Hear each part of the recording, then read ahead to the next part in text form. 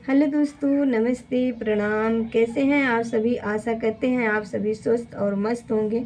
अपने अपने कार्य में आप सभी व्यस्त होंगे और आप सभी का हृदय से हमारे चैनल में आपका स्वागत है और वंदन है। आशा करती हूँ आप सभी जहाँ होंगे स्वस्थ और मस्त होंगे, अपने अपने कार्य में व्यस्त होंगे। और मैं आप लोग के बीच देवी गीत लेके आई हूँ, क्योंकि अब आने वाला है हमारी माँ का दिन, मतलब नवरात्रि। तो भाई गीत तो बनता ही है। चलिए गीत को सुनाते हैं। कैसा है कमेंट के माध्यम से आप बताइएगा।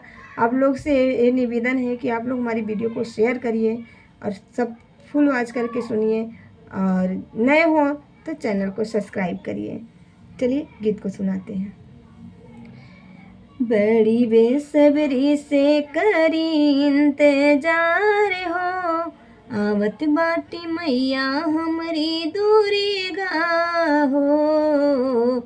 बड़ी बेसब्री से करी इंतजार हो, आवत बाटी मैया हमारी दूरी हो। आई है जे मैया मोरी सबके जे घरे माँ, आई है जे मैया मोरी सबके जे घरे माँ। नाही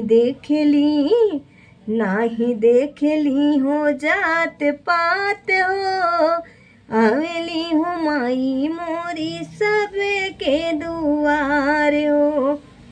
नाही देखली जात पात हो, आवेली नी सबके जे घर दुआर। बड़ी बेसब्री से करी इंतजार हो, आवत बाटी मैया हमरी शीतला जे दुआर हो। नाही देखे मैया मोरी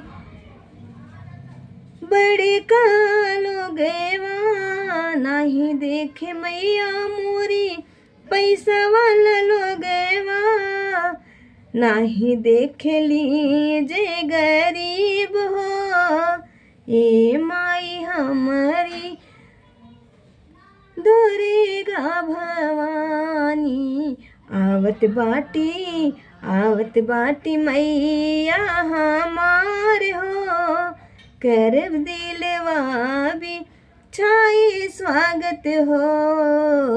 आवत बाटी मैया जी हमार हो, करब दिलवा जे भी छाई स्वागत हो। नाही देखे मैया मोरी गौआ हो, नाही देखली नी मैया गौआ हो। नहीं देखे ली सहरेवा, हे माई दुर्गा भवानी। आवत बाटी चारों जे तरफ हो, हे माई दुर्गा भवानी। बड़ी बेसब्री से करी इंतजार हो, हे माई जे सिरो वाली हो।